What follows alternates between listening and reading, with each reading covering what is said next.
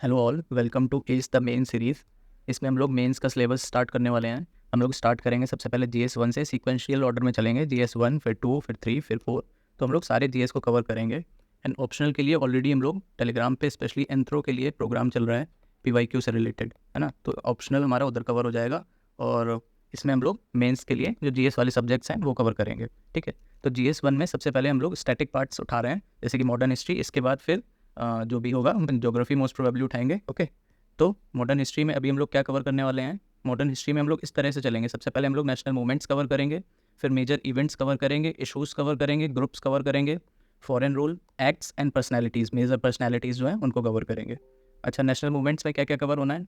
तो national movements में जैसे कि बैटल ऑफ प्लासी है ना, बक्सर, रिवॉल्ट ऑफ 1857, स्वदेशी मूवमेंट, है ना। तो ये हम लोग इस पार्ट में, पार्ट 1 ऑफ नेशनल मूवमेंट में कवर कर लेंगे। उसके बाद इसी का ही नेशनल मूवमेंट का पार्ट 2 लाएंगे। उसमें हम लोग और जितने भी नेशनल मूवमेंट्स हैं, जैसे कि क्या है, होम रूल है ना, होम रूल लीग, खिलाफत मूवमेंट, है ना, सिविल डिसोबीडियंस मूवमेंट, है ना, and last quit India movement. तो ये चारों पार्ट 2 में कवर कर लेंगे, ठीक है। तो इस ऑर्डर से हम लोग चलने वाले हैं। इससे हम लोग का पूरा मॉडर्न इंडियन हिस्ट्री कवर हो जाएगा फॉर मेंस, है ना। मतलब आंसर राइटिंग के लिए जितनी भी चीज़ें ज़रूरी हैं वो सब हम लोग इसमें कवर कर लेंगे। इश्यूज़ क्या हैं, चैलेंजेस क्या हैं, है ना, उसके प्रायर जो बैकग्राउंड क्या है और इसका वे फॉरवर्ड क्या हो। वे फॉरवर्ड तो हिस्ट्री में क्या ही होगा, है ना। तो मतलब कंक्लूजन क्या लिख सकते हैं, इंट्रो क्या लिख सकते हैं, है ना। इस थीम पे कोई भी क्वेश्चन आएगा तो उसको कैसे टैकल करना है वो सब हम लोग इसमें देख लेंगे, ठीक है। चलो स्टार्ट करते हैं। अच्छा, इसकी जितनी भी PDFs हैं वो इस बार टेलीग्राम पे अपलोड नहीं करेंगे, क्योंकि वही है ना कि mains is all about writing, है ना। तो जितनी आप राइटिंग प्रैक्टिस करोगे उतना अच्छा होगा मेंस में। इवन आप 1 से 1.5 मार्क्स भी अगर एज ले पाते हो एक्स्ट्रा राइटिंग की वजह से, तो it will be very beneficial, है ना। तो इसलिए we will focus on self notes. इस वीडियो को देखते देखते आप अपने सेल्फ नोट्स बना लो हर एक टॉपिक्स पे, है ना। हार्डली 1-2 पेजेस के बनेंगे और वो लास्ट में रिविजन्स के लिए बहुत ज़्यादा यूज़फुल हो जाएंगे, है ना। तो इसलिए सेल्फ नोट्स आप लोग बनाओ इसके लिए। और इसमें जितने भी मटेरियल कंटेंट है ना, उसमें हम लोग ने यूज़ किया है क्या, सोन IAS के नोट्स को यूज़ किया है, ओके। चलो स्टार्ट करते हैं। तो सबसे पहले हम लोग को देखना है बैटल ऑफ प्लासी, ठीक है। तो हम लोग बैटल ऑफ प्लासी देखते हैं सबसे पहले। तो इसके लिए सबसे पहले इंट्रो ही देख लेते हैं ना। इंट्रो अगर से रिलेटेड कुछ क्वेश्चन आ गया तो उसमें हम लोग इंट्रो में क्या लिखेंगे? सबसे पहले तो हम लोग डेट मेंशन करेंगे, है ना। जून 1757 में हुआ था, ओके। इसमें किस किस के बीच में लड़ाई हुई थी? रॉबर्ट क्लाइव थे एक तरफ, मतलब ब्रिटिशर्स की तरफ से जो लीड कर रहे थे वो रॉबर्ट क्लाइव थे, एंड अगेंस्ट में कौन थे? सिराजुद्दौला, ये नवाब ऑफ बंगाल थे, ओके। अब ये बैटल इज रिगार्डेड एज, इसको और क्या बोला जाता है? It is the beginning of British empire in India, okay, and beginning of ruin of Indian economy at the hands of British, okay. तो ये दोनों में से कोई भी एक चीज़ आप लोग इंट्रोडक्शन में यूज़ कर सकते हो, है ना। ये तो देना ही देना है, टाइमलाइन कब हुआ था, ओके। अब देख लेते हैं इसके प्रायर इवेंट्स क्या थे, है ना, मतलब कैसे ये बना, कैसे क्या बैकग्राउंड में चल रहा था, है ना, क्या क्या कॉजेज़ थे।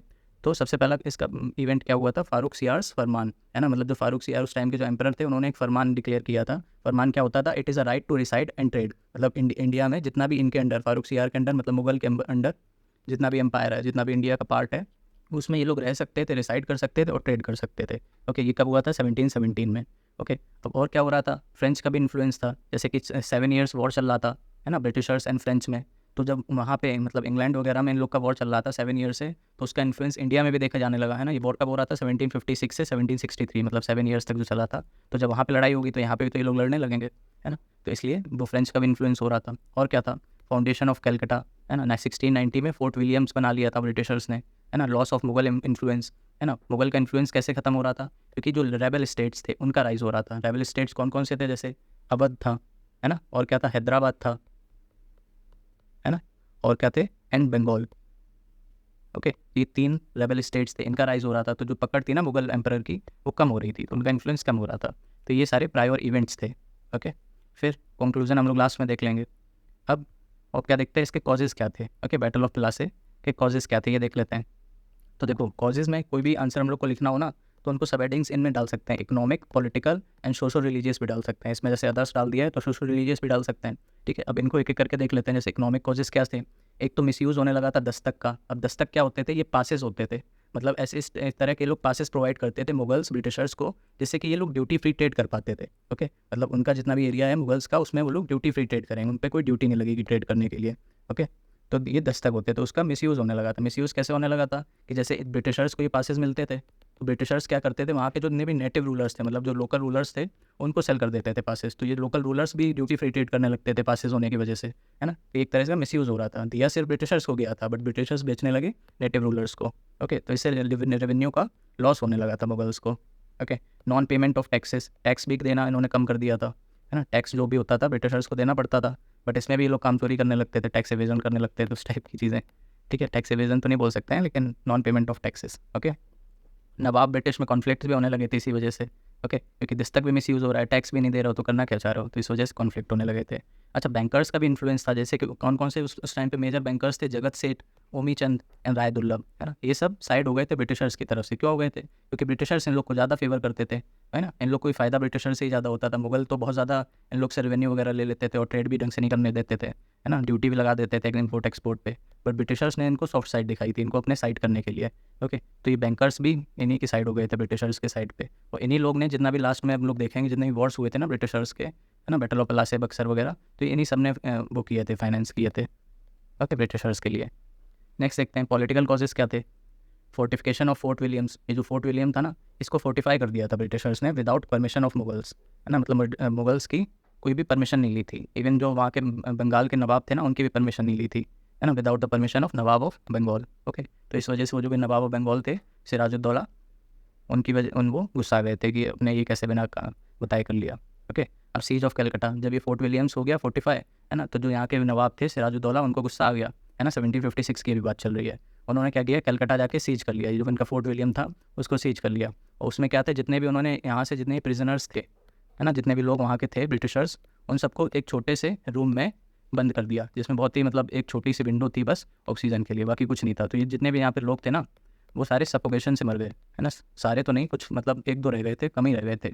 तो इसी इंसिडेंट को ब्लैक होल इंसिडेंट बोला जाता है। Okay, black hole incident. फिर क्या था, जो नवाब्स के फ्यूजिटिव थे उनको असाइलम दे दिया था ब्रिटिशर्स ने, जैसे कौन था, कृष्णदास, है ना। इसको असाइलम दे दिया था किसने, ब्रिटिशर्स ने। इस वजह से और नवाब गुस्सा गए थे। ओके, और क्या था, फील्ड नेगोशिएशंस विद नवाब, है ना। मतलब जब ये सब हो गया, ये ब्लैक होल इंसिडेंट हो गया, सीज ऑफ कलकत्ता हो गया, और ये फोर्टिफिकेशन भी रोक दिया गया, तो अपीजमेंट पे आ गए ब्रिटिशर्स जो थे, वो अपीजमेंट पे आ गए, है ना। बट फिर क्या हुआ, जो भी नेगोशिएशन ये करना चाह रहे थे वो सब फेल हुए नवाब के साथ, है ना। तो ये थे पॉलिटिकल कॉजेज़। अब और क्या कॉजेज़ थे, मीर जाफ़र, है ना। अब जैसे कि ये जो थे सिराजुद्दौला, तो इनको नवाब बना दिया गया था, है ना। बट इनके साथ ही एक ये भी थे मीर जाफ़र, ये भी कंटेंटेंट थे नवाब बनने के, है ना। तो इनको नहीं बनाया गया था, जबकि ये ज़्यादा एबल थे, ये कम एबल थे, बट स्टिल इनको बना दिया गया। इस वजह से ये मीर जाफ़र गुस्साए हुए थे, है ना, इनको भी बनना था नवाब। तो एक तो मीर जाफ़र कॉज वो हो गया फैक्टर। तो बंगाल बैंकर्स जो हम लोग ने अभी ऊपर देखे ना, जगत सेठ, ओमी चंद, इन्होंने फाइनेंस किया वॉर, है ना, to gain trade privileges. Britishers ने इनसे कहा था कि अगर तुम लोग साथ दोगे तो जब लास्ट में हम लोग जीत जाएंगे तो हम लोग को ट्रेड में प्रॉफिट मिलेगा। ओके, मतलब वही सब ड्यूटी फ्री ट्रेड, है ना, लेस टैक्स, ये सब चीज़ें। ओके, सिराजुद्दौला मिस कैलकुलेशन, है ना। ये जो सिराजुद्दौला थे, इन्होंने जो ब्रिटिशर्स थे उनको कमज़ोर मान लिया था। एक तो इनका खुद वीकनेस थी, है ना, मतलब ये खुद ही वीक थे, इनका आर्मी इतनी स्ट्रांग नहीं थी, इनके एडमिनिस्ट्रेशन में बहुत ज़्यादा करप्शन हो गया था, है ना। तो इनके जो मिनिस्टर्स थे और इनके जो बैंकर्स थे, वही खुद ही ब्रिटिशर्स के साथ हो गए थे। ओके, और दूसरी साइड क्या था, आर्मी, इनकी स्ट्रॉन्ग एंड मॉडर्न आर्मी थी, और सिराजुद्दौला की एकदम वीक थी, है ना। तो इन्होंने कैलकुलेट नहीं कर पाया कि हम लोग कितने वीक हैं उनके सामने। और क्या फैक्टर था, एनिमीज़ ऑफ द बंगाल नवाब, है ना। वैसे जैसे कि मीर जाफ़र थे, बैंकर्स हो गए, है ना, और भी मिनिस्टर्स थे, है ना। तो ये सब देख ही नहीं पाए कि इनके जो मिनिस्टर्स खुद ही के थे कैबिनेट के, है ना, वही इनके अगेंस्ट में। ओके, तो ये सारे कॉजेज़ थे बैटल ऑफ प्लासी के। अब देखते हैं इसका इम्पैक्ट क्या हुआ। ओके, तो इम्पैक्ट भी वही सेम जैसे हम लोग कॉजेज़ पढ़ते हैं, इकोनॉमिक, पॉलिटिकल, सोशल, रिलीजियस, है ना, वैसे ही इम्पैक्ट भी हेडिंग्स, 3 हेडिंग्स में देख लेंगे, economic, political and social. Okay, political में देखते हैं क्या है। पॉलिटिकल में है बिगनिंग ऑफ ब्रिटिश एम्पायर, है ना, मतलब वही देख रहे हैं ना, इम्पैक्ट क्या पड़ा 1757 के, मतलब वही बैटल ऑफ प्लासी की वजह से। तो ये बिगनिंग हो गई यहाँ से ब्रिटिश एम्पायर की। ओके, यहाँ पे पपेट गवर्नमेंट बन गई थी बंगाल में, क्योंकि इन्होंने मीर जाफ़र को बना दिया था। जब सिराजुद्दौला हार गए तो ब्रिटिशर्स ने मीर जाफ़र को अपॉइंट कर दिया एज अ नवाब। तो मीर जाफ़र ही एक तरह से पपेट बन गए थे ब्रिटिशर्स के, कि जो ब्रिटिशर्स कहेंगे वही ये करेंगे। ओके, लास्ट टाइम हम लोग देखेंगे कि इनको भी हटा दिया गया था, है ना, क्योंकि इन्होंने ये बात मानना बंद कर दिया था। ओके, और ड्यूअल गवर्नमेंट, है ना, 1765 में किसने इंट्रोड्यूस की थी, रॉबर्ट क्लाइव ने। क्या थी ड्यूअल गवर्नमेंट, एक होता था दीवानी, एक होता था निजामत। दीवानी में क्या आते थे, जितने भी इकोनॉमिक पावर्स हैं, है ना, जैसे कि रेवेन्यू कलेक्ट करना, टैक्स कलेक्ट करना, है ना, ड्यूटी कलेक्ट करना, इंपोर्ट एक्सपोर्ट की, तो ये सब दीवानी में आ जाता था। और निजामत क्या होता था, जितने भी एडमिनिस्ट्रेटिव पावर्स थी, है ना, पुलिस वगैरह हो गई, है ना, और जितने भी मतलब एडमिनिस्ट्रेशन से रिलेटेड चीज़ें थी ना, वो सब निजामत में आ गई थी। तो ये दोनों अलग अलग कर दिए थे, Diwani and Nizamat. This is called dual government. किसने लॉन्च की थी, रॉबर्ट क्लाइव ने। ओके, नेक्स्ट देखते हैं। फ्रेंच का भी, फ्रेंच और डच दोनों का ही डिक्लाइन हो गया था, है ना, दोनों को ही हरा दिया था ब्रिटिशर्स ने। तो मतलब एक तरह से मोनोपोली हो गई थी किसकी, ब्रिटिशर्स की। है ना। पहले फ्रेंच और डच भी थे बट इन्होंने दोनों को ही हरा दिया था, है ना। जैसे कि डच को 1759 में बैटल ऑफ चिंसूरा में हरा दिया था, है ना। ये किसका, आर्मी एंड नेवी दोनों में ही हरा दिया था डच को। Okay, let ground for Buxar, Buxar भी अभी हम लोग नेक्स्ट देखेंगे, है ना। तो उसके भी जो सीड हुए थे ना, मतलब कहाँ से उसका ओरिजिन हुआ था, वो भी यहीं से हुआ था, है ना। पेटल प्लासी के 8 साल बाद बक्सर हो गया था। ओके, वो भी अभी हम लोग नेक्स्ट देखेंगे। The decline of Murshidabad, Murshidabad उस टाइम की कैपिटल होती थी बंगाल की, है ना। तो मुर्शिदाबाद डिक्लाइन हो गया और राइज क्या हुआ, Calcutta. Okay, Calcutta as power centre, मतलब जितने भी पावर सेंटर थी वो सब कलकत्ता में आ गई। कहाँ से, मुर्शिदाबाद से, 1757 के बाद से। ओके, अच्छा, इकोनॉमिक इम्पैक्ट्स क्या पड़े, वॉर रिपेरेशंस टू ब्रिटिश, है ना। मतलब जितने भी वॉर में खर्चा पानी हुआ है ना, वो सब ब्रिटिशर्स को, मतलब ब्रिटिशर्स ने यहाँ के नवाब से वसूल लिया, है ना। जैसे कि 2.75 मिलियन यूरो ये दिए थे नवाब ऑफ बंगाल ने, है ना। अगर इसी को चेंज कराएंगे हम लोग रुपीज़ में तो 22 मिलियन रुपीज़ हो जाते हैं, है ना। अब बुलियन एक्सपोर्ट, बुलियन क्या होता है, गोल्ड वगैरह, है ना। तो इसका भी एक्सपोर्ट होने लगा। जैसे 1757 तक क्या होता था उससे पहले, कि हम लोग के यहाँ से जितना भी बुलियन होता था वो इम्पोर्ट होता था, मतलब इंडिया में आता था, है ना। बट 1757 के बाद से क्या होने लगा, यहाँ से बाहर जाने लगा, है ना। तो एक्सपोर्ट होने लगा। इसी को हम लोग आगे चल के देखेंगे अभी, ड्रेन ऑफ वेल्थ, है ना। इसी को ड्रेन ऑफ वेल्थ बोलेंगे।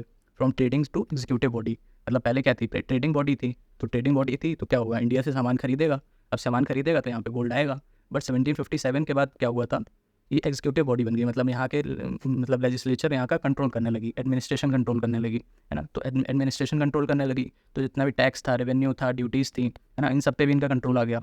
ओके, तो इन्होंने क्या किया, एक्सपोर्ट जितने थे, है ना, वो मतलब एक्सपेंसिव कर दिए, जितने भी इम्पोर्ट थे वो चीपर कर दिए, है ना। तो इसकी वजह से एक्सपोर्ट का बुलियन होने लगा यहाँ से। ओके, बंगाल रेवेन्यू, जितना भी बंगाल का रेवेन्यू था वो सब इनको जाने लगा। Largest economy under Mughal empire, है ना। बंगाल उस टाइम पे मुगल एम्पायर की सबसे लार्जेस्ट इकॉनमी थी और बंगाल को इन्होंने कंट्रोल कर लिया, है ना। तो एक तरह से पूरे इंडिया की जो इकॉनमी थी वो इनके हाथ में आ गई थी। ओके, अब सोशल इम्पैक्ट्स क्या पड़े, एक तो ड्रेन ऑफ लोकल वेल्थ, जो अभी हम लोगों ने देखा हाई टैक्सेस एंड फाइन्स की वजह से यहाँ से लोकल वेल्थ थी वो ड्रेन होने लगी, है ना। तो जब लोकल वेल्थ ड्रेन होने लगेगी तो यहाँ का जो लिविंग स्टैंडर्ड है ना, पॉवर्टी वगैरह, हंगर, है ना, न्यूट्रिशन, ये सब डिक्लाइन होने लगेगा। तो ये सब सोशल कॉसेज में आ जाएगा। Beginning of landed class, landed classes क्या होती हैं, जैसे कि जो जमींदार्स होते हैं, है ना, बैंकर्स होते हैं, है ना, ये सब लैंडेड क्लास होती है, इन सब का बिगनिंग हो गया, है ना। अब आगे चल के हम लोग देखेंगे जितने भी हाई क्लासेस थी ना, ये बैंकर्स वगैरह की, ये सब फेवर करने लगेंगे ब्रिटिशर्स को, है ना, क्योंकि ब्रिटिशर्स इन लोग को थोड़ा मतलब अपनी तरफ साइड करके रखते थे, इनको प्रिविलेजेस देते रहते थे। ओके, तो ये भी एक इम्पैक्ट था, ठीक है। अब नेक्स्ट देख लेते हैं, लास्ट क्या बचा, कंक्लूजन। आप कंक्लूजन में क्या लिख सकते हैं, लिख सकते हैं that the battle was a result of various complex political and economic factors. It is the beginning of modern Indian history as well as British Indian empire that lasted for another 200 years. Okay, तो इसमें keywords क्या है, beginning of modern Indian history and beginning of British Indian empire that lasted for another 200 years. ऐसा कुछ हम लोग conclusion से, मतलब ऐसे एंड कर सकते हैं इस क्वेश्चन को। ओके, बैटल ऑफ खलासे को। नेक्स्ट बैटल ऑफ बक्सर देखते हैं। बैटल ऑफ बक्सर में इंट्रो में लोग क्या देख सकते हैं, एक तो सबसे पहले वही टाइम देना पड़ेगा, तो अक्टूबर 1764। ओके, अक्टूबर 1764 ये याद करना है। अब ये किसके बीच में हुआ था ये भी याद करना पड़ेगा। तो वहाँ पे कौन थे, रॉबर्ट क्लाइव। अब यहाँ पे कौन आ जाएंगे, हेक्टर मुनरो। ओके, एक तरफ थे ब्रिटिशर्स की तरफ से हेक्टर मुनरो और दूसरी तरफ कौन थे, मीर कासिम। Mir Qasim, Shuja ud Daula and Shah Alam two. मीर कासिम ये नवाब ऑफ बंगाल थे, है ना, और शुजा उद्दौला ये नवाब ऑफ अवध थे, है ना, अवध। एंड शाह आलम टू ये मुगल एम्परर थे दिल्ली से। ओके, दिल्ली की क्या मतलब, मुगल एम्परर तो पूरे का ही था। ओके, तो ये इनको ट्राईपार्टाइट बोलते हैं भैया। लास्ट में हम लोग देखेंगे ट्राईपार्टाइट कॉन्फेडरेसी, है ना, 3 लोग थे ना, इसलिए ट्राईपार्टाइट कॉन्फेडरेसी इसको बोलते हैं। Okay, this is the final nail on Mughal empire. Okay, foundation of British empire in India without any opponent. Okay, तो बिगिनिंग तो जैसे 1757 से ही हो गई थी, बट विदाउट एनी ओपोनेंट। इस टाइम तक कोई फिर अपोनेंट बचा ही नहीं था, है ना, बैटल ऑफ बक्सर में। तो इसमें हम लोग ये इस लाइन से स्टार्ट कर सकते हैं, final nail on Mughal empire. Okay, चलो इसके भी प्रायर इवेंट्स देख लेते हैं। इसके प्रायर इवेंट्स क्या थे, एक तो बैटल ऑफ पलासे हो चुका था, हम लोग देख चुके हैं उसमें कैसे अनइक्वल टर्म्स, है ना, अनइक्वल टर्म्स में होने लगा था, डिस्क्रिमिनेशन होने लगा था, है ना, लोगों में, आर्मी में, है ना, और ड्यूटीज़ में भी इम्पोर्ट एक्सपोर्ट कैसे चीपर वो कर रहे थे ना, बुलियन एक्सपोर्ट करने के लिए। तो ये सब कॉजेस थे, बैटल ऑफ पलासे की वजह से ही बहुत गुस्से में थे लोग यहाँ के, है ना। सैकिंग ऑफ मीर जाफ़र, जैसे बैटल ऑफ पलासे में क्या हुआ था, मीर जाफ़र को बना दिया था नवाब, है ना, बट मीर जाफ़र भी इनकी बात मानना बंद कर दिया था ब्रिटिशर्स की। ओके, तो क्या इन्होंने, ब्रिटिशर्स ने मीर जाफ़र को भी हटा के फिर किसको बना दिया था, मीर कासिम को। ओके, मीर कासिम को बना दिया था, but sacking of Mir Jafar. But फिर क्या हुआ, मीर कासिम तो, मीर जाफ़र तो चलो तब भी इनकी बात नहीं मान रहे थे, मीर कासिम ने तो इन पर रिवोल्ट ही कर दिया था। ओके, तो ये कहानी है। और क्या इवेंट्स हो रहे थे, ड्यूटी फ्री ट्रेड इन्होंने कर दिया था, है ना, abolition of all duties on internal trade, मतलब ब्रिटिशर्स जितना भी इंटरनल ट्रेड करेंगे, है ना, वो सब ड्यूटी फ्री इन्होंने कर दिया था all India. Okay, expansion policy भी अपनाने लगे थे, है ना। मतलब पहले तो सिर्फ कॉमर्शियल बॉडी थे, बट 1757 के बाद से इन्होंने कॉमर्शियल से हट के कॉन्क्वेस्ट करना स्टार्ट कर दिया था, मतलब अलग अलग स्टेट्स को कॉन्कर करना स्टार्ट कर दिया था। ओके, तो ये कॉमर्शियल बॉडी से कॉन्क्वेस्ट ओरिएंटेड बॉडी बन गई थी। ओके, एक्सपेंशनिस्ट पॉलिसी अपना ली थी। फिर टाइमलाइन देख लेते हैं। सबसे पहले नवाब फ्लीस टू अवध, है ना, जो कौन थे, मीर कासिम। ओके, ये गए सबसे पहले अवध में। ओके, अवध के राजा से बात करिए। अवध के राजा कौन थे, शुजाउद्दीन, है ना, शुजाउद्दौला, सॉरी।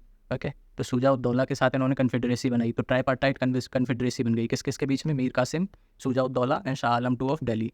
ओके, उसके बाद ब्रिटिश विक्ट्री हुई, है ना, ब्रिटिश विक्ट्री हुई हेक्टर मनरो के अंडर, है ना, और क्लाइव भी इनके साथ थे। हेक्टर मनरो तो थे ही थे, क्लाइव भी थे साथ में।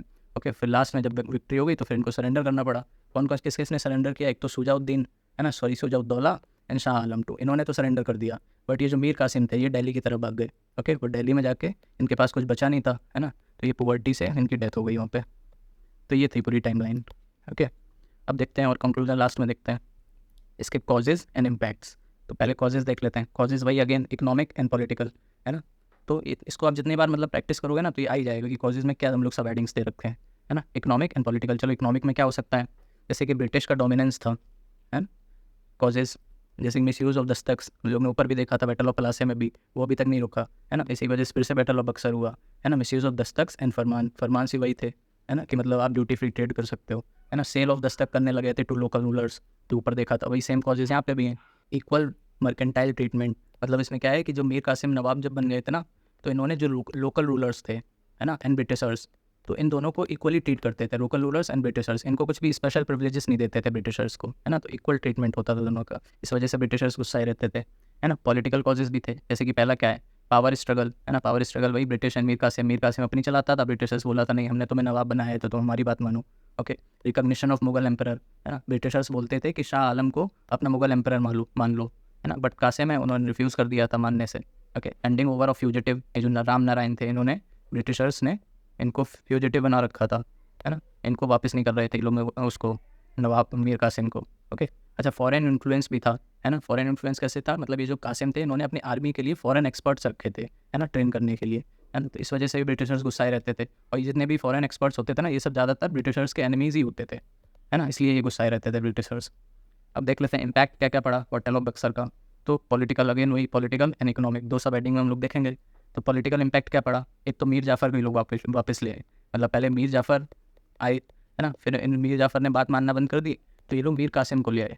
बट मीर कासिम ने तो बैटल ही कर दिया, है ना, बैटल ऑफ बक्सर ही कर दिया। तो मीर कासिम से दोबारा ये लोग मीर जाफ़र को ले आए कि चलो ये एटलीस्ट ये बात नहीं मान रहे हैं लेकिन एटलीस्ट ये बैटल तो नहीं कर रहे हैं, ठीक है। तो मीर जाफ़र वापस आ गए और ज़्यादा इन्होंने एक्सपेंशन करना स्टार्ट कर दिया। जैसे कि मीर जाफ़र को जब ये लोग वापस लाए तो मीर जाफ़र ने ये 3 जगह इन लोग को गिफ्ट कर दी, मिदनापुर, बुर्दवान एंड चित्तगोंग। ओके, अच्छा, ट्रीटी ऑफ इलाहाबाद हुई इसकी वजह से, है ना, बैटल ऑफ बक्सर की वजह से। इसमें क्या था, ये जो शुजाउद्दौला थे ना, इन्होंने 50 लाख रुपए देने पड़ गए, इनका जितना भी स्टेट था वो सब इनको हैंड ओवर करना पड़ गया, किसको, बलवंत सिंह को। ये बलवंत सिंह कौन थे, ये जमींदार थे बनारस के। ओके, अब ऐसे ही शाह आलम, है ना, इन मुगल एम्परर थे, इन्हें Diwani of Bengal and Bihar, Odisha in lieu of annual payment of 26 lakhs देने पड़ गए, किसको, ब्रिटिशर्स को। 53 lakhs for exchange of Nizamat rights. Okay, ये 2 चीज़ें शाह आलम 2 को देनी पड़ी। ओके, अच्छा, complete control of eastern India. Eastern India में क्या क्या आ जाता है, ओडिशा, है ना, बंगाल एंड बिहार। ओके, इन तीनों का कंप्लीट कंट्रोल हो गया था ब्रिटिशर्स का इन तीनों पर। Okay, effective end of Mughal India, है ना, मतलब मुगल इंडिया ने, मतलब मुगल इंडिया में कौन थे, शाह आलम थे उस टाइम पर, तो इन्होंने सोवरेनिटी मान ली थी ब्रिटिशर्स की। ओके, तो इस वजह से इफेक्टिव एंड हो गया था एक तरह से मुगल इंडिया का। ब्रिटिश डोमिनेंस से स्टार्ट हो गया था, है ना, मिलिट्री पावर की वजह से, है ना, आउट कम्पीट कर दिया था इन्होंने मुगल एम्परर्स को, है ना, तो ब्रिटिश डोमिनेंस से स्टार्ट हो गया। It is considered as the final nail in Mughal coffin, है ना, इसको आप कोट कर सकते हो, है ना। End of other colonial empires, है ना, जैसे कि डच और फ्रेंच थे, है ना, इनके पास इसके बाद बस नाम भर के कुछ स्मॉल पोस्ट रह गए थे, है ना, स्मॉल फैक्ट्रीज रह गई थी बस। ओके, इकोनॉमिक इम्पैक्ट क्या पड़े थे, जैसे कि duty free British trade start हो गया था, है ना, कहाँ पे, in Bengal, except 2% tax on salt, है ना, सिर्फ इनको 2% टैक्स देना पड़ता था, वो भी सॉल्ट पे सिर्फ, ठीक है। और बाकी जितना भी ट्रेड होता था बंगाल में वो सब ड्यूटी फ्री हो गया था ब्रिटिशर्स के लिए, है ना। बंगाल एकदम रुइन हो गया था, है ना, मतलब जितने भी नेटिव रूलर्स थे वो सब तो हार ही गए थे, है ना। तो जितने भी यहाँ से ट्रेन ऑफ वेल्थ भी स्टार्ट हो गई थी, है ना, तो इसकी इकॉनमी जितनी भी थी बंगाल की वो सब प्लंडर होने लगी थी। Okay, ruin of textile industry, जैसे कॉटन, है ना, सिल्क, है ना, ये सब थे। तो ये सब पूरी डिस्ट्रॉय हो गई थी, क्योंकि ये लोग क्या करते थे कि रॉ मटेरियल यहाँ से ले जाते थे इंग्लैंड में, है ना, वहाँ से फिर रेडीमेड मटेरियल लाते थे, है ना, वो यहाँ पे सेल करते थे। तो यहाँ के जितने भी लोकल टेक्सटाइल मिलर्स थे ना, वो सब डिस्ट्रॉय होने लगी थी इंडस्ट्री, है ना। हाई टैक्स बर्डन हो गया था, 20 मिलियन पीपल जो मतलब उस टाइम पे जो भी पॉपुलेशन थी ना, उन सब पे टैक्स का बर्डन होने लगा था। ओके, इसी वजह से जब इतने लोग टैक्स देने लगे, है ना, तो उसकी वजह से इनकी जो इकोनॉमिक स्ट्रेंथ थी ब्रिटिशर्स की, वो स्ट्रेंथन हो गई। ओके, तो ये इम्पैक्ट्स थे, इकोनॉमिक इम्पैक्ट्स। ओके, अच्छा, इसको खत्म कैसे करेंगे? तो जैसे कंक्लूड करने के लिए कुछ लाइन अगर लिखना हो, तो it is the effective beginning of the British empire in India. जैसे कि बिगनिंग ऑफ ब्रिटिश एम्पायर हम लोग किसको बोलते हैं? पलासे को, है ना। सिमिलरली अगर इफेक्टिव बिगनिंग देखी जाए, है ना, इफेक्टिव बिगनिंग क्यों? क्योंकि यहाँ पे विदाउट एनी ओपोनेंट, है ना, इस टाइम तक कोई भी फिर ओपोनेंट नहीं बचा था, ना फ्रेंच थे, ना मुगल्स थे, ना डच थे, है ना, ना नवाब ऑफ बंगाल, कोई भी नहीं बचा था इसके बाद। ओके, तो this is the effective beginning of British empire in India. Okay, ये था बैटल ऑफ बक्सर। नेक्स्ट देखते हैं रिवॉल्ट ऑफ 1857, ये इंपॉर्टेंट है ना, इससे क्वेश्चन आ ही जाते हैं। रीजंस, है ना, इससे सबसे पहले इसका इंट्रो ही देख लेते हैं, है ना। इसको और क्या बोला जाता है? सिपाही म्यूटिनी, इंडियन म्यूटिनी, या फिर first war of independence. Okay, it is the wide spread but unsuccessful rebellion, है ना, बिगन विद मेरठ, है ना, मेरठ से स्टार्ट हुआ था। तो इसको कैसे स्टार्ट कर सकते हैं? Wide spread but unsuccessful rebellion. Okay, अब इसको रीजंस क्या थे, इसके लिए पहले देख लेते हैं, इसका पैटर्न देख लेते हैं। ओके, ये पैटर्न क्या था वॉर का? तो इसको बिगनिंग कैसे इसकी होती थी, मतलब बिगनिंग कैसे हुई? एक तो ये सिग्नल्स देते थे बिगिन करने के लिए। ओके, सिग्नल्स क्या हो सकते हैं? सिग्नल्स हो सकते थे firing event guns, evening guns, है ना, इवनिंग गन्स होती थी, उनको फायर करते थे, या तो बुगल को साउंड करते थे, है ना। बुगल वो देखा है ना, स्पीकर टाइप का होता है, उसको बजाते थे। ओके, और गवर्नमेंट सिंबल्स जैसे कि क्या? Bell of arms, treasury, jail, telegraph office, record room, इन सब पे वो लोग फोकस मतलब इन्हीं पे अटैक करते थे ज़्यादातर। बेल ऑफ आर्म्स क्या होता है? ये मतलब एक तरह के स्मॉल टेंट्स होते हैं, ऐसे कोनिकल टेंट्स होते हैं, जिसमें ये लोग अपनी आर्टिलरी वगैरह रखते हैं, गन्स एंड बुलेट्स वगैरह। ओके, ये होता है बेल ऑफ आर्म्स। प्रोक्लेमेशंस ये किस में देते थे? हिंदी, उर्दू एंड पर्शियंस, इनमें प्रोक्लेमेशन देते थे। ओके, टारगेट्स क्या क्या होते थे इनके? टारगेट्स मेजर टाउन्स होते थे, जैसे कि लखनऊ, बरेली, कानपुर। अब क्योंकि पूरा वही अवध वाला एरिया है ना, अवध मेरठ से ही तो स्टार्ट हुआ था, तो जितना भी अभी का करंटली का यूपी वाला एरिया है ना, वो सब थे इनके मेजर टाउन्स, है ना। अब इसमें भी कौन कौन थे? रिच पीपल, जैसे कि मनी लेंडर्स, है ना, एंड रिच पीपल, वो टारगेट हुआ करते थे, क्योंकि यही लोग ब्रिटिशर्स को फेवर करते थे। ओके, कम्युनिकेशन बहुत ही लिमिटेड था, है ना, lines of communication is very limited, है ना। जैसे कि कैंट के बीच में थोड़ा बहुत कम्युनिकेशन हो पाता था, कैंटोनमेंट जो बोट्स होते थे उनके बीच में, बाकी इतना कुछ सिंक्रनाइजेशन नहीं था।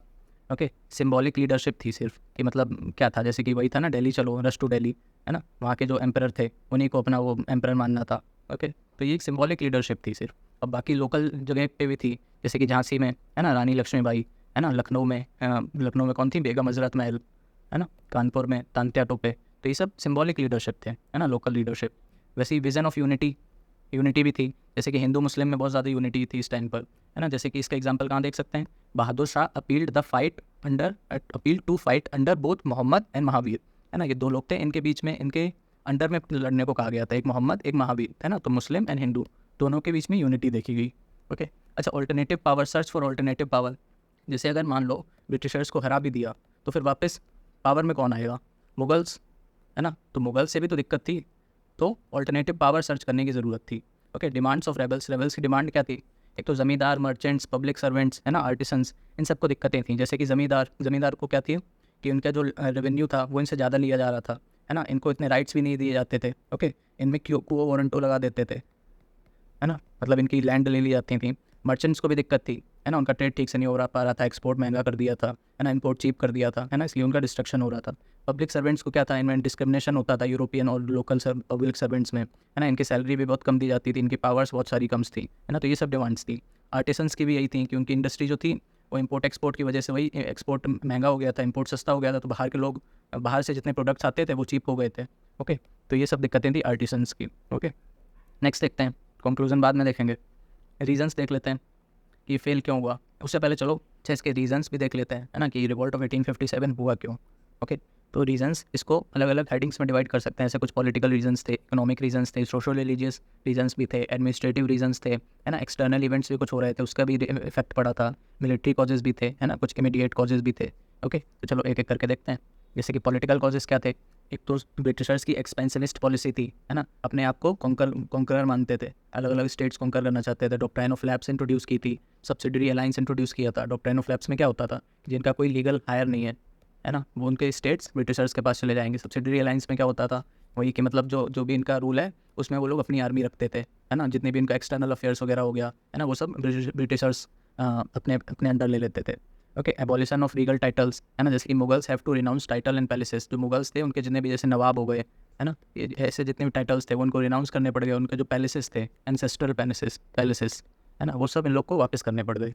ओके, एलियन रूल, है ना, कोई भी नहीं चाहेगा कि हम पे बाहर वाले आके रूल करें, है ना, तो एलियन रूल्स था, फॉरेनर्स का रूल था, है ना, इस वजह से भी डिसकंटेंटमेंट था। एब्सेंटी सॉवरेनिटी, है ना, वही है ना कि मतलब ruled by foreigners from distant land, मतलब इतनी दूर बैठ के इंग्लैंड वाले हम लोग पे रूल करेंगे, है ना, तो ये किसी को भी एक्सेप्टेबल नहीं था, है ना, अपनी सॉवरेनिटी हम लोग लूज़ कर रहे थे।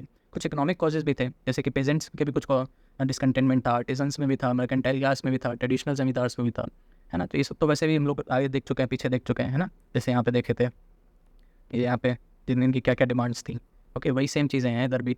ओके, जैसे पेजेंट्स में क्या था, हैवी टैक्सेशन होता था इनका, लैंड फ्रॉम मनी लेंडर्स, है ना, ये मतलब जितना भी मनी लेंडर्स को ये लोग पैसा लेते थे, जैसे हैवी टैक्सेशन है ना, तो टैक्स ये लोग दे नहीं पाएंगे। मान लो कुछ ड्रॉट आ गया या फिर कोई भी क्रॉप फेलियर हो गया, बीमार पड़ गए, कुछ भी हो गया, है ना, तो टैक्सेशन नहीं भर पाएंगे। अब टैक्स भरने के लिए इन लोग को कहीं से मनी लैंड करना पड़ेगा, तो ये मनी लैंड करते थे मनी लेंडर्स से, है ना, मनी लेंडर्स इनसे हाई इंटरेस्ट चार्ज करते थे, है ना, इसकी वजह से मनी लेंडर्स की जो पावर थी वो बढ़ गई थी, है ना, और इनका एक तरह से एक्सप्लॉयटेशन होने लगा था पीजेंट्स का, है ना, तो एक तरह के न्यू लैंडलॉर्ड बन गए थे मनी लेंडर, क्योंकि जब बाद में इंटरेस्ट चुका नहीं पाएंगे, है ना, तो इनकी जो भी लैंड होती थी वो ये जब्त कर लेते थे मनी लेंडर्स, तो ये न्यू लैंडलॉर्ड्स बन गए थे। इसकी वजह से क्या हो रहा था, जमींदार्स को भी प्रॉब्लम होने लगी थी, है ना, कि ये लैंड तो हमको मिलने चाहिए जमींदार्स, बट ये जो मनी लेंडर्स थे उनको मिलने लगा था। ओके, आर्टिसंस में क्या था, कंपटीशन कम हो गया था, कम क्या मतलब बढ़ गया था, जैसे एक्सपोर्ट जो होता था वो चीप एक्सपेंसिव हो गया था, बाहर से जो प्रोडक्ट आते थे वो सस्ते होते थे और इनके महंगे लगते थे, तो इनके कोई खरीदता नहीं था, है ना, क्वालिटी में भी थोड़ी कमी थी। ओके, क्योंकि बाहर से जो बन के आते थे वो मशीन से आते थे और ये इनके हैंडमेड होते थे, है ना। लैक ऑफ अल्टरनेटिव एम्प्लॉयमेंट, इनके पास कोई अल्टरनेटिव एम्प्लॉयमेंट भी नहीं था आर्टिसंस के पास, क्योंकि यही इनके पास स्किल्स थी और कुछ स्किल्स भी नहीं थी। ओके, मर्केंटाइल क्लास, इनकी क्या दिक्कतें थी, हाई टैरिफ ऑन एक्सपोर्ट, है ना, by mid 19th century cotton and silk export came to an end, है ना, मतलब इतना ज़्यादा एक्सपोर्ट पे लोग टैरिफ लगाते थे कि मिड 19th सेंचुरी तक जो कॉटन और सिल्क, इसके हम लोग one of the largest exporter हुआ करते थे, है ना, वो पूरा बंद हो गया था, केम टू एन एंड।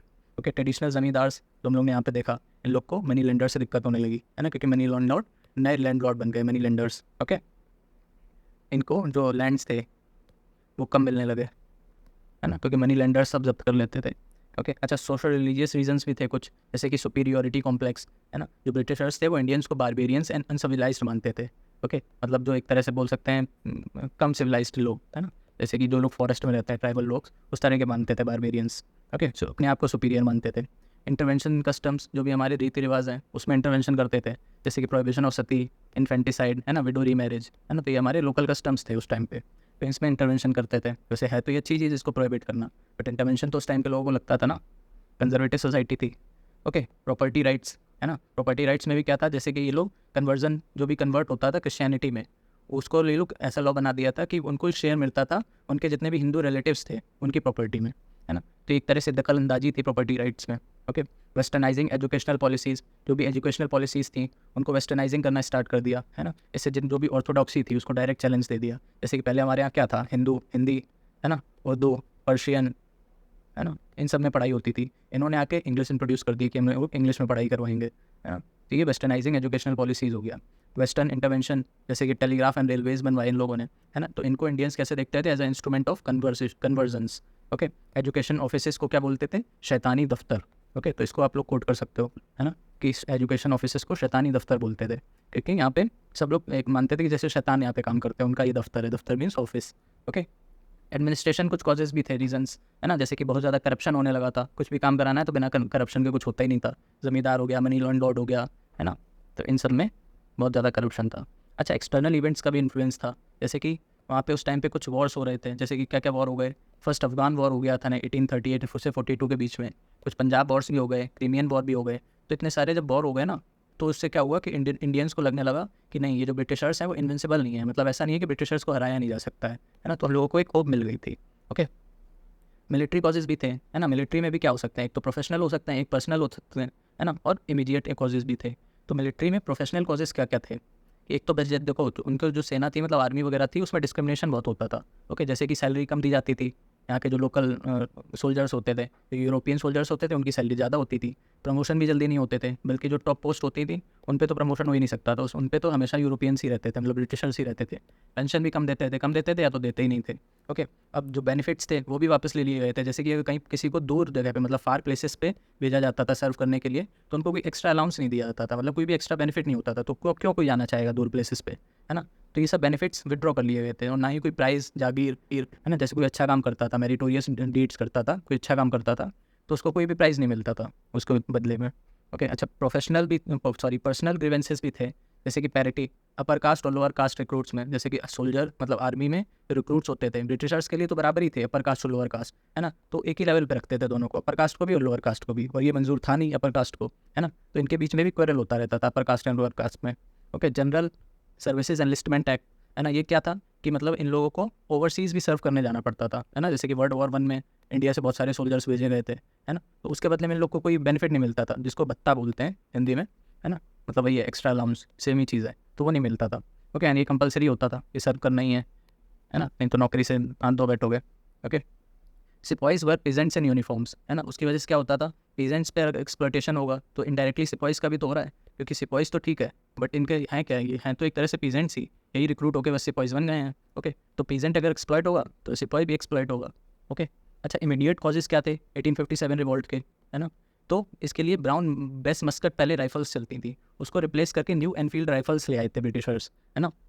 अब इसमें क्या होता था, न्यू एनफील्ड राइफल्स में, इसमें इंडियंस का मानना था कि इसमें ग्रीस्ड पेपर यूज़ होता था, है ना? जिसको दांत से ऐसे मतलब काट के तब यूज़ करना पड़ता था, और ये मानते थे ये जो ग्रीस्ड पेपर होता था ये बीफ एंड पिग फैट से बना होता था, है ना? तो बीफ तो सेक्रेड है हिंदूज़ के लिए, है ना? और पिग फैट सेक्रेड है इसके लिए, मतलब पिग फैट से कौन ऑफेंड हो गए, मुस्लिम्स, है ना? तो हिंदू एंड मुस्लिम्स दोनों ही ऑफेंड हो गए थे इन ग्रीन एनफील्ड राइफल्स की वजह से। और क्या माना जाता था कि मतलब जो आटा होता था, व्हीट फ्लावर, है ना? व्हीट फ्लावर, इसमें ये लोग बोन डस्ट को मिक्स करते थे, है ना? हड्डियों का जो कह सकते हैं पाउडर होता था। ओके, तो ये दो इमीडिएट कॉजेज थे, इसकी वजह से रिवॉल्ट हो गया।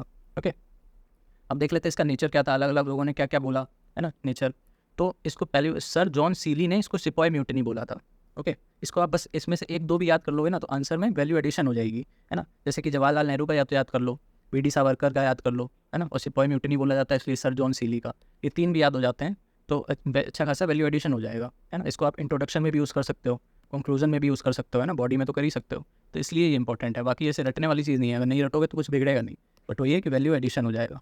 ओके, तो सिप्योर म्यूटिनी किसने कहा था, सर जॉन सीली, है ना? उन्होंने क्या बोला था, होली अनपेट्रियोटिक एंड सेल्फिश म्यूटिनी, है ना? एक तो अनपेट्रियोटिक था और सेल्फिश था, मतलब देश के बारे में नहीं सोच रहे थे, अपने बारे में सिर्फ सोच रहे थे, विद नो नेटिव लीडरशिप, कोई भी नेटिव लीडरशिप नहीं थी, एंड नो पॉपुलर सपोर्ट, है ना? ये चार कीवर्ड हैं इनके। ओके, बट ऐसा था नहीं, इनको ऐसा लगा बट ऐसा था नहीं ना, क्योंकि अनपेट्रियोटिक कैसे हो सकता है, क्योंकि काफ़ी इसमें लोकल रूलर्स पार्ट लिया था, सेल्फिश भी नहीं था, है ना? क्योंकि इसमें अभी हमने कॉजेज़ देखे, हर एक सोसाइटी के अलग अलग कॉजेज़ थे, तो सेल्फिश तो नहीं था। नो नेटिव लीडरशिप ऐसा हम लोग कैसे कह सकते हैं, अभी हम लोग ने देखा था, तांत्या टोपे हो गए, रानी लक्ष्मीबाई हो गई, है ना? बेगम हजरत महल हो गए, है ना? तो ये सब क्या थे, नेटिव लीडरशिप ही तो थी, तो कोई पॉपुलर सपोर्ट नहीं था, ऐसा भी नहीं है ना? काफ़ी लोगों का सपोर्ट था। ओके, मिलिट्री आउटब्रेक था ये, है ना? ये किसने कहा है, डॉक्टर के दत्ता ने। वॉर ऑफ इंडिपेंडेंस, है ना? ये किन्होंने कहा है, वी.डी. सावरकर, इन्होंने, इनकी बुक थी, है ना, the Indian war of independence, उसमें इन्होंने कहा है war of independence. Okay, RC. Majumdar, इन्होंने क्या बोला है, not a war of independence, है ना? इनका मानना था कि वॉर ऑफ इंडिपेंडेंस नहीं था। ओके, है ना? तो इनका याद कर सकते हो, आर.सी. मजूमदार। अच्छा, इसमें एक मार्क्सिस्ट व्यू भी आता है कि सोल्जर्स और पीजेंट्स का ये गुस्सा था किसके अगेंस्ट, फॉरेनर्स के अगेंस्ट, है ना? तो ये मार्क्सिस्ट व्यू में आ जाएगा। जवाहरलाल नेहरू का इंपॉर्टेंट है, इन्होंने क्या कहा था, ये फ्यूडल अपराइजिंग है ना? Feudal uprising with some nationalist elements. Okay, ये जवाहरलाल नेहरू का मानना था। एम.एन. रॉय का मानना क्या था, this is the stand of feudalism against commercial capitalism. Okay, stand of feudalism against commercial capitalism. Okay, ये एम.एन. रॉय का था। ओके, तो इसमें एक दो भी याद हो जाएगा तो वैल्यू एडिशन हो जाएगा, बस इसलिए है ये। ओके, अच्छा, कुछ रीजंस क्या थे, अब ये फेल क्यों हुआ, है ना? जब इतना सब कुछ हो रहा था मास पे, मास नेशन वाइड मूवमेंट था, तो फिर ये रीजंस ऑफ फेलियर क्यों हुआ, है ना? क्यों फेल हुआ वो देख लेते हैं। तो एक तो absence of all India participation, है ना? इसमें मोस्टली नॉर्थ के जो स्टेट्स थे, जैसे कि यूपी हो गया, दिल्ली हो गया, बिहार हो गया, है ना, एंड कुछ पार्ट्स ऑफ एमपी, बस इतनी स्टेट्स ने इन्होंने पार्ट लिया था, है ना? मोस्टली नॉर्थ में ही कंसंट्रेटेड था, वेस्ट में, ईस्ट में, साउथ में कहीं पे भी इसका कुछ भी इन्फ्लुएंस ज़्यादा था नहीं। Okay, absence of all class participation, है ना? यहाँ पे था all India participation, all class मतलब अलग अलग क्लासेस का ही पार्टिसिपेशन नहीं था, जैसे कि बिग जमींदार, है ना, ये फेवर करते थे ब्रिटिशर्स को, है ना, क्योंकि इनको लैंड ग्रांट्स का प्रॉमिस दे दिया गया था, है ना? मनी लेंडर्स एंड मर्चेंट्स, ये तो हमेशा से ही ब्रिटिशर्स को फेवर करते थे, क्योंकि ब्रिटिशर्स से ही इन लोग का धंधा चलता था, ट्रेड चलता था, है ना? इन्हीं को प्रिविलेजेस भी मिल जाते थे ब्रिटिशर्स से।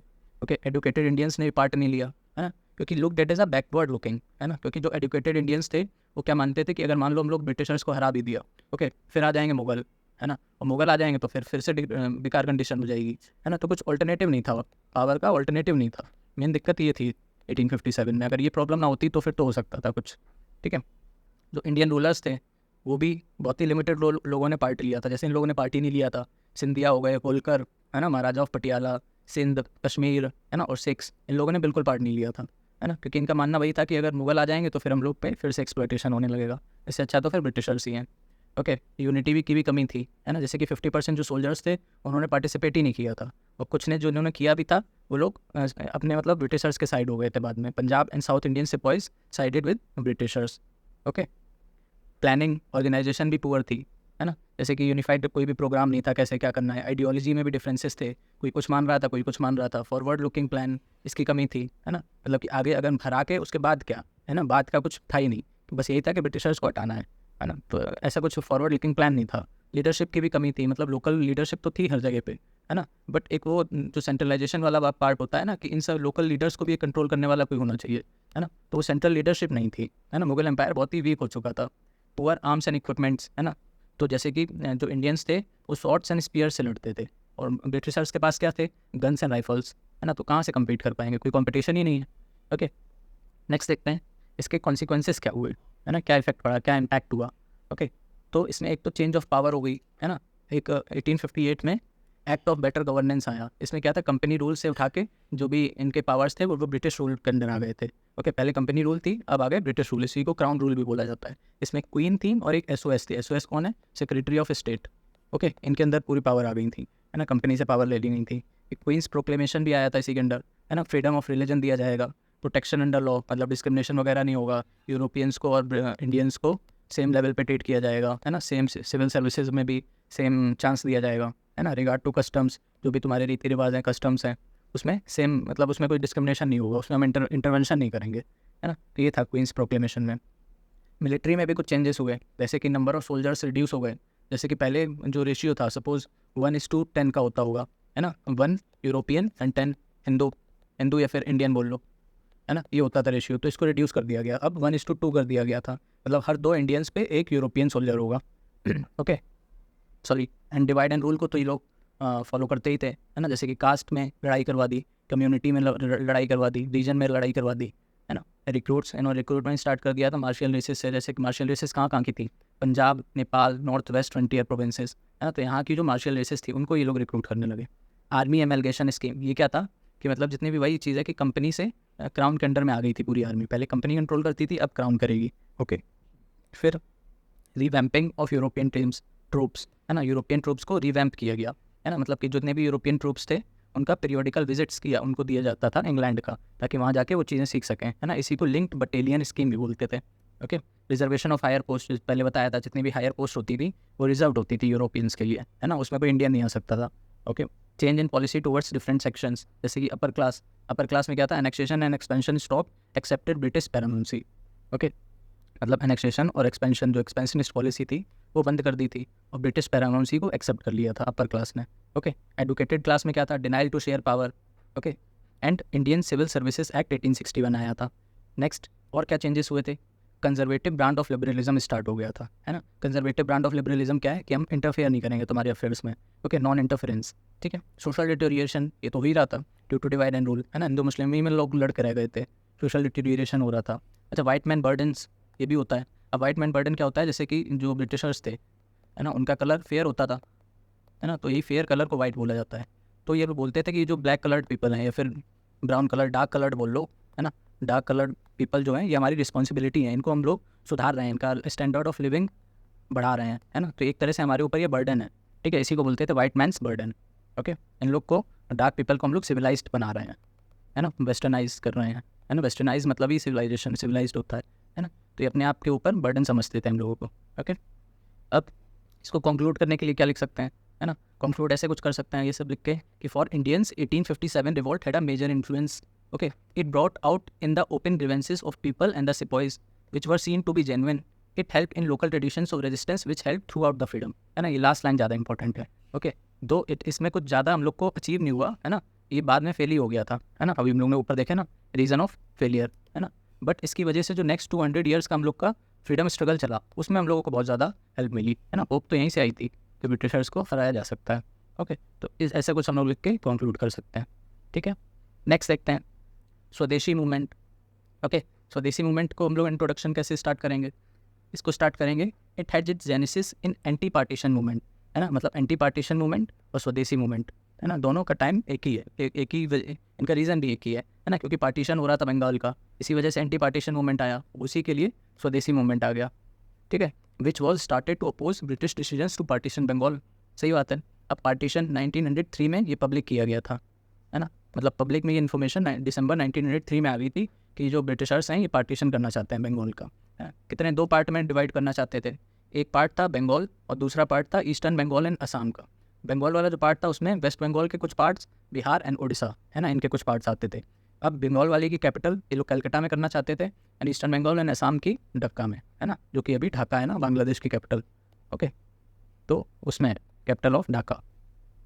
अब इसका बेस क्या था, इसमें कौन कौन लोग ने पार्ट लिया था, है ना। सबसे पहले स्टूडेंट्स, है ना, स्टूडेंट्स ने लार्ज नंबर में पार्ट्स लिया था, है ना। ये भी जो भी ये स्वदेशी था ना, स्वदेशी मूवमेंट के जितने भी प्रोपोगेंडा थे, है ना, वो यही सब प्रोपोगेट करते थे। Okay, took lead in picketing shops selling foreign goods, है ना। पिकेटिंग शॉप्स में भी ये लोग लीड करते थे। पिकेटिंग शॉप्स क्या होता है कि मान लो ये कोई शॉप है ना, मान लो लीकर शॉप है ना, या फिर फॉरेन गुड, मान लो कोई ब्रिटिशर्स के क्लॉथ की शॉप है ना, तो इसको चारों तरफ से ऐसे घेर लेते थे कि कोई इससे अब सामान खरीद नहीं सकता है ना, तो दिस इज कॉल्ड पिकेटिंग।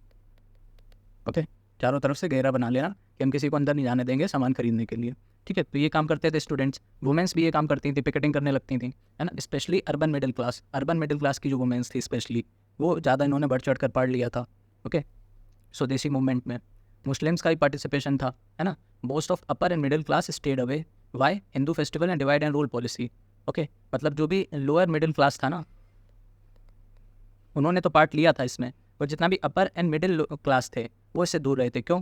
क्योंकि इसमें अभी हम लोग देखेंगे ये जो बाल गंगाधर तिलक वगैरह के लोग थे ना, इन्होंने हिंदी फेस्टिवल्स को बड़ा चढ़ा के मतलब इसमें यूज़ किया गया था, है ना। तो हिंदू फेस्टिवल्स जैसे कि क्या था, शिवाजी जयंती जो भी होती है ना, और गणेश चतुर्थी, है ना, इस टाइप के जो फेस्टिवल्स थे उनका यूज़ किया गया था। तो इसकी वजह से ये मुस्लिम्स थोड़े स्टे अवे रहे थे, है ना। और डिवाइड एंड रूल पॉलिसी तो चली रही थी हिंदू मुस्लिम को अलग करने वाली, इसकी वजह से मुस्लिम्स का इसमें कम पार्टिसिपेशन था। ओके, अच्छा, लेबर ट्रेड यूनियन, है ना, इनके भी कुछ इकोनॉमिक ग्रीवेंसेस थे, है ना। रेशियल इंसल्ट्स, मतलब इनको कम समझते थे, है ना। Some strikes in beginning but later subsided. तो लेबर यूनियन में भी यही दिक्कत था कि स्टार्टिंग में तो इन्होंने कुछ हेल्प करी स्ट्राइक्स वगैरह में, बट लेटर बाद में इनको अलग कर दिया गया क्योंकि इन पे रिस्ट्रिक्शंस लगा लिए गए, स्ट्रिक्ट एक्शंस कर दिए गए, है ना, ड्यूटीज़ बढ़ा दी गई। तो इन सब के डर की वजह से इन लोग ने विड्रॉ कर लिया। ओके, पीजेंट्स में भी इनका नेग्लिजिबल था। नेग्लिजिबल क्यों था? क्योंकि conflict between peasants and Bengali middle class, है ना। जो मतलब पीजेंट्स थे और बंगाली मिडिल क्लास थे, इनमें लड़ाई चलती थी। तो बंगाली मिडिल क्लास जब पार्ट ले रहा है तो पीजेंट्स पार्ट लेगा नहीं, है ना। और वैसे भी ज़्यादातर जो पीजेंट्स थे ना वो मुस्लिम्स थे बंगाल में। ओके, एंड मुस्लिम्स तो अभी हम लोगों ने देखा ही कि इनका लेस पार्टिसिपेशन था, तो इस वजह से पीजेंट्स का भी लेस पार्टिसिपेशन हो गया था। ओके, नेक्स्ट देखते हैं इसके रीजंस क्या थे, है ना। तो ऑफिशियल रीज़न जो लोग ब्रिटिशर्स बोलते हैं वो तो ये बोलते हैं कि एडमिनिस्ट्रेटिव डिफिकल्टी की वजह से हम लोग कर रहे हैं कि यहाँ का जो बंगाल वाला पार्ट है उसकी पॉपुलेशन 78 मिलियन पीपल हो गई है ना। तो इसका एडमिनिस्ट्रेशन करना मुश्किल हो रहा है, इस वजह से हम लोग इसको बाइफरगेट कर रहे हैं। और दूसरा क्या था, ये लोग मानते थे कि डेवलपमेंट ऑफ असम नहीं हो पा रहा है ना, असम का डेवलपमेंट नहीं हो पा रहा है। इसकी वजह से जब डिवाइड करेंगे तो ये डायरेक्ट ज्यूरिसडिक्शन में आ जाएगा गवर्नमेंट के अंडर, तो इसका डेवलपमेंट अच्छे से हो पाएगा, है ना। बट रियल रीज़न क्या था, है ना, ये तो ऑफिशियल रीजन्स हो गए। रियल रीज़न क्या था कि बंगाल एक सेंटर हुआ करता था नेशनलिज्म का, है ना, रेजिस्टेंस का, नेशनलिज्म एंड रेजिस्टेंस का सेंटर हुआ करता था। तो इसी को वीक करने के लिए ये बाइफरकेट करना चाह रहे थे। ओके, अब इसको डिवाइड भी इन्होंने इस तरह से किया था कि दोनों में वही डिवाइड एंड रूल वाली पॉलिसी, है ना, डिवाइड एंड रूल वाली policy, basis of religion and language, है ना। रिलीजन में भी क्या था, जैसे कि वेस्ट की तरफ हिंदू ज़्यादा रहते थे, ईस्ट की तरफ मुस्लिम ज़्यादा रहते थे, तो 20 से जब तुम डिवाइड कर दोगे तो फिर आपस में क्वेरल तो होने ही लगेगा, है ना। लैंग्वेज के बेसिस पे भी करने लगे थे कि मतलब ये लोग चाहते थे कि जो बंगाली हैं वो सिर्फ बंगाल में ही रुक जाए, है ना, बंगाली स्पीकिंग जितनी पॉपुलेशन है वो सब बंगाल में ही रिस्ट्रिक्टेड हो जाए, है ना, उसकी वजह से भी किया था। ओके, अब इसका एंटी पार्टीशन कैंपेन देख लेते हैं, ठीक है। तो एंटी पार्टीशन कैंपेन को भी हम लोग 2 पार्ट में पढ़ते हैं, एक तो मॉडरेट फेज एंड दूसरा एक्सट्रीमिस्ट फेज, है ना। मॉडरेट फेज कहाँ तक चला था, 1903 से, मतलब जब से पब्लिक किया गया था ऑर्डर कि हम लोग पार्टिसिपेशन करेंगे, तब से लेके 1905 तक। ओके, 1905 में क्या हुआ था, 1905 में अनाउंस कर दिया गया था कि अब से पार्टीशन हो रहा है ना। तो जहाँ से पब्लिक हुआ और जहाँ से अनाउंस हुआ उसके बीच के टाइम में मॉडरेट्स ट्राई करते रहे कि कुछ हो जाए, बट इनसे नहीं हो पाया तो 1905 मतलब 1905 के बाद का जितना भी टाइम पीरियड था वो टुक ओवर कर लिया एक्सट्रीमिस्ट ने कि अब आपसे कुछ नहीं हो पा रहा है, अब हम ट्राई करके देखते हैं। ओके, तो ये 2 फेसेस थे एंटी पार्टीशन कैंपेन के। ठीक है, अब इनको देख लेते हैं। जैसे कि मॉडरेट फेस पहले देखते हैं। इनका ऑब्जेक्टिव क्या था? ये प्रेशर बनाना चाहते थे एडुकेटेड इंडियंस के थ्रू ब्रिटिशर्स पे, कि ये लोग चाहते थे कि प्रेशर बनाएंगे तो ये लोग पार्टीशन का जो डिसीजन है वो वापस ले लेंगे। इसमें कौन कौन लीडर्स थे? सुरेंद्र नाथ बनर्जी, के मित्रा एंड पृथ्वीश चंद्र रे। ओके, अब इनके मेथड्स क्या थे? वही prayer plea and petition, PPP है ना, प्रेयर प्ली एंड पेटिशन वही है यहाँ पे। ओके, जैसे कि पेटिशन हो गया, पब्लिक मीटिंग, मेमोरेंडम, प्रोपोगेंडा है ना, पैम्फलेट और न्यूज़पेपर का यूज़ करना। जैसे कौन कौन से न्यूज़पेपर चलते थे? हितवादी, संजीवनी, बंगाली है ना।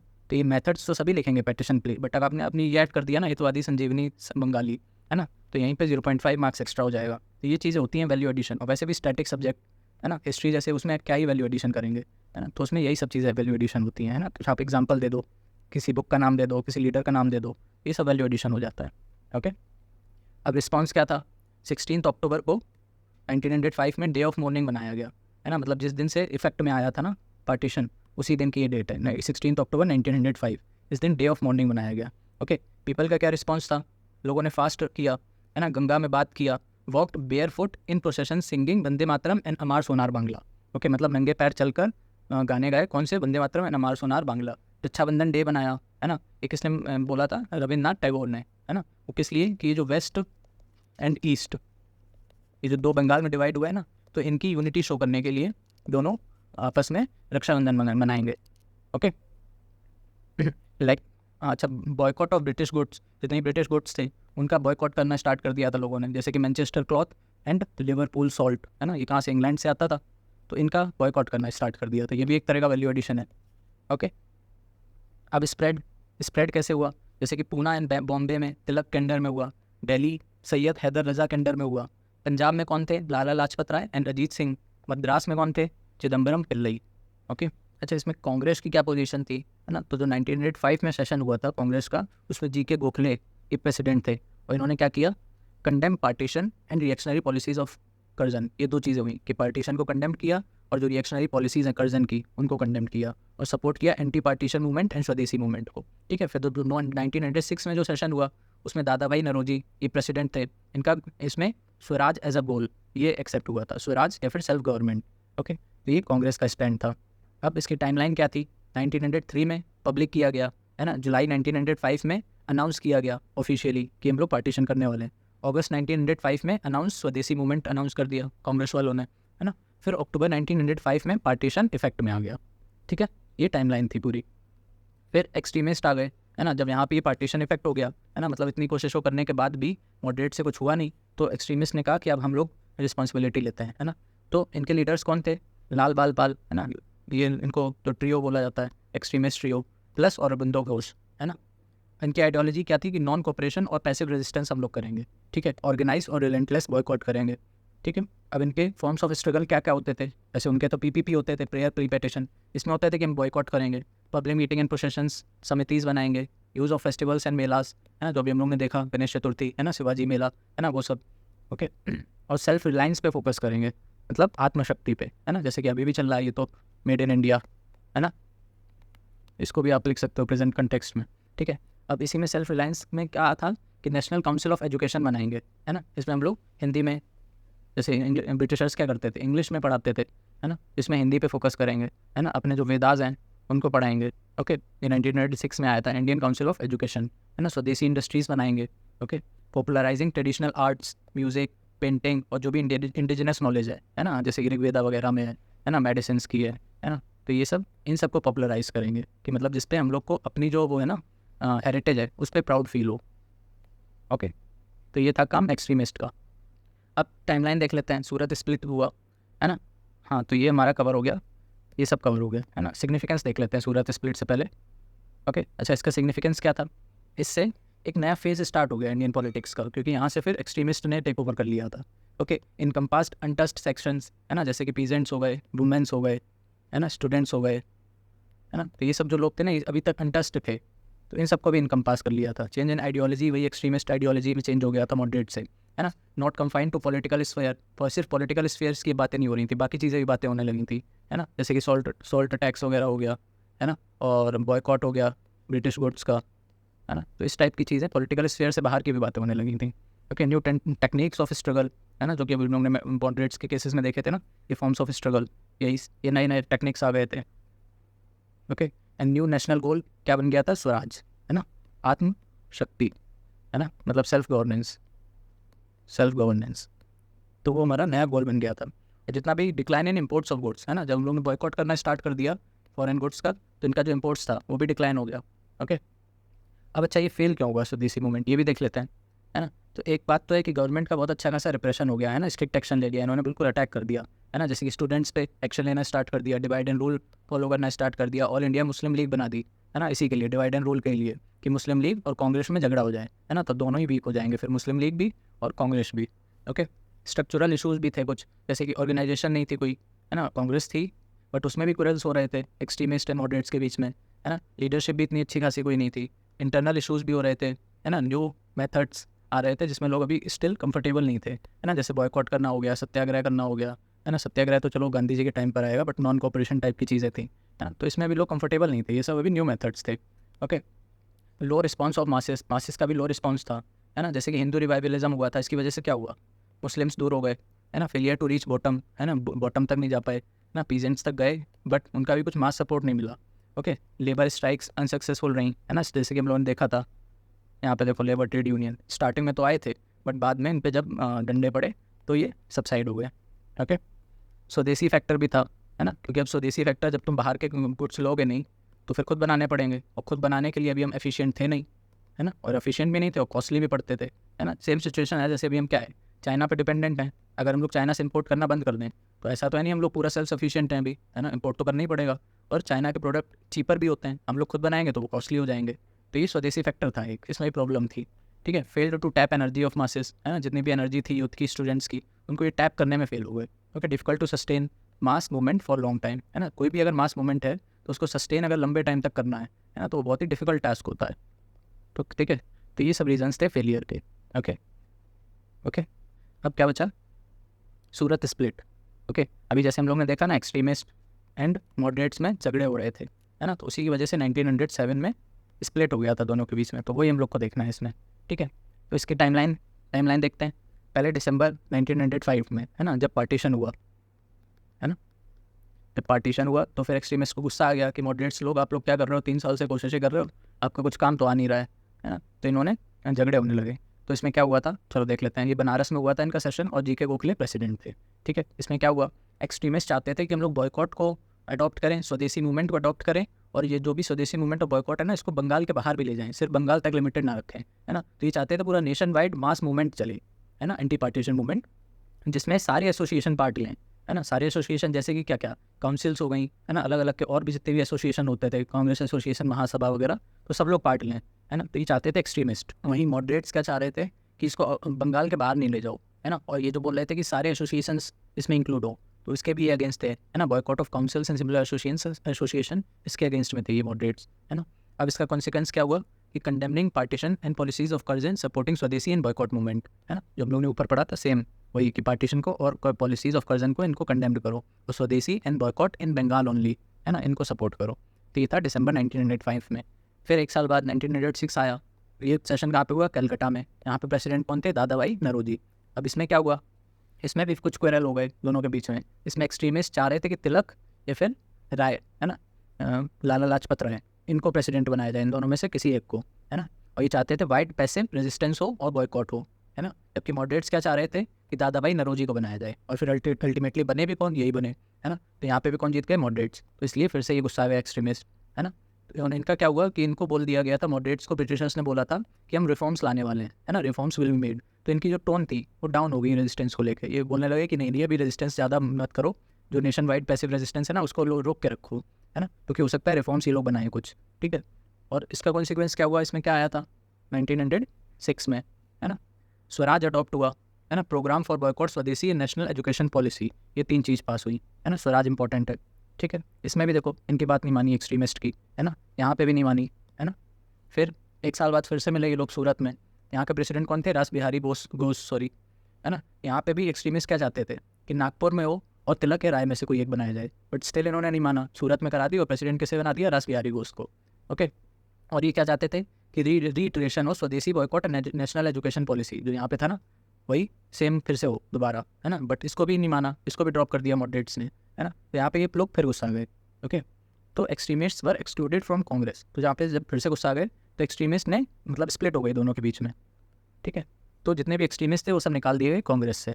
ओके, तो यही था 1907 का सूरत स्प्लिट। सूरत में हुआ था ना, इसलिए सूरत स्प्लिट। ओके, अब दिसंबर 1908 में क्या हुआ, ये मद्रास में हुई कांग्रेस की सेशन, है ना। यहाँ पे एक्सट्रीमिस्ट तो होंगे नहीं, सिर्फ मॉडरेट्स बचे होंगे, एक्सट्रीमिस्ट को तो निकाल दिया, है ना। यहाँ के प्रेसिडेंट बने रास बिहारी घोष फिर से, है ना। Congress delegates were elected only by Congress associations and committees, है ना। मतलब जो कांग्रेस के डेलीगेट्स होंगे, जो लोग इनके जो कांग्रेस सेशन है ना उसमें आएंगे, वो सिर्फ इलेक्ट करेगा कौन, कांग्रेस एसोसिएशन एंड कमीशंस, है ना। वो भी कौन, जो एफिलिएटेड होंगी कांग्रेस से, है ना। तो कुल मिला के इनका कहने का मतलब क्या था कि इसमें एक्सट्रीमिस्ट को अलाउ नहीं थे कांग्रेस सेशन में आने का, है ना, क्योंकि करेंगे यही लोग, है ना। और इनसे तो लड़ाई हो गई है, तो extremist were not allowed in Congress session, ठीक है। तो ये पूरी टाइमलाइन थी सूरत स्प्लिट की, ये क्यों हुआ, बैकग्राउंड क्या हुआ, है ना, इन दोनों में क्या लड़ाई चल रही थी एक्सट्रीमिस्ट और मॉडरेट्स में, कॉन्सिक्वेंसेस क्या हुए, है ना। अब इसके इम्पैक्ट क्या हुए वो भी देख लेते हैं सूरत स्प्लिट के, है ना। तो एक्सट्रीमिस्ट पे कुछ इम्पैक्ट हुए होंगे, कुछ मॉडरेट्स पे भी इम्पैक्ट पड़ा होगा, है ना। उसकी वजह से गवर्नमेंट ने क्या स्ट्रैटेजी अपनाई, है ना, और नेशनल मूवमेंट पे उसका क्या असर पड़ा। तो ये चार चीज़ें हम लोग को देखनी है ना। तो एक्सट्रीमिस्ट पे देखो क्या असर पड़ा। एक तो जब पहले क्या था कि मॉडरेट्स और एक्सट्रीमिस्ट दोनों साथ में काम करते थे, तो जो एक्सट्रीमिस्ट होते थे, मॉडरेट्स एक तरह से ब्रिटिशर से बना के चलते थे, एक्सट्रीमिस्ट थोड़ा एक्सट्रीम पाथ लेते थे, है ना। तो जैसे कुछ गड़बड़ हो जाती थी एक्सट्रीमिस्ट से तो मॉडरेट संभाल लेते थे, है ना, ब्रिटिशर से कह के प्रेयर प्ली पेटिशन से बात को संभाल लेते थे। बट अब जब ये दोनों अलग हो गए, है ना, तो एक्सट्रीमिस्ट कुछ भी काम करते थे तो इन पर गवर्नमेंट सीधा आके डंडा बजाती थी, ठीक है। तो government took strict action on extremist, है ना। तिलक को मेंडले जेल में भेज दिया था, है ना। और 5 नए लॉ लाए, है ना, किस लिए, टू कर्ब रिवोल्यूशनरी एक्टिविटीज़, है ना। जैसे कि कौन कौन से लॉज थे, सेडिशन मीटिंग एक्ट, है ना, और इंडियन प्रेस एक्ट। ये कुल मिला के जो भी 5 लाए थे ना, कितने 4 साल में 1907 से 1911 तक 5 न्यू लॉज लाए थे। वो सब किस लिए थे, रिवोल्यूशनरी एक्टिविटीज़ को कर्ब करने के लिए, ठीक है। वो जो लाला लाजपत राय थे, है ना, वो अब्रॉड निकल गए, पाल थे वो रिटायर कर गए, और अरबिंदो घोष इन्होंने पॉलिटिक्स छोड़ दी, है ना। और भी बहुत लोग थे, उन्होंने पॉलिटिक्स छोड़ के रिलीजियस वर्क करने लगे वो, है ना, भक्ति वगैरह में चल के मोमाया से दूर, ठीक है। मॉडरेट्स पर क्या असर पड़ा, क्योंकि इस टाइम तक जब एक्सट्रीमिस्ट आ गए थे तो इनको लोग ज़्यादा वो करते थे फेवर, है ना, इन्हीं का ज़्यादा ये पॉपुलर भी हो रहे थे, क्योंकि यूथ वगैरह सब यही चाहता था कि उखाड़ फेंको बस ब्रिटिशर्स को, प्रेयर प्री पेटिशन से कुछ नहीं होने वाला है ना। तो ये बड़े पॉपुलर हो गए थे, इनको सपोर्ट ज़्यादा मिल रहा था, तो मॉडरेट्स के पास कोई भी पॉपुलर बेस नहीं बचा, है ना। और इनके जो खुद के लोग थे ना, ओन पीपल, वो लोग भी कम रिस्पेक्ट करने लगे, सपोर्ट रिस्पेक्ट कम करने लगे।